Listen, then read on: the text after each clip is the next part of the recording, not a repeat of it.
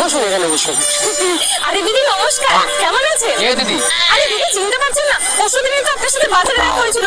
আপনার কমলা লেবুর মতো বাচ্চাগুলোকে পাতি লেবু খাওয়াচ্ছিলেন। আর দাদা কেমন আছে? কে দাদা? আর তখন থেকে কি আপনি দিদি দিদি করছেন?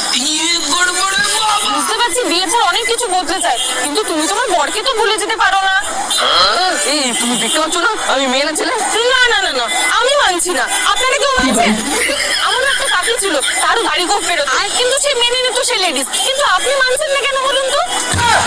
দিদি আপনি লেডিস সিটে বসে নিজে কিছুকে জিন্স বলেন, তাহলে কেউ মানবে? কিছু তো গন্ডগোল আছে। ডাক্তার দেখান।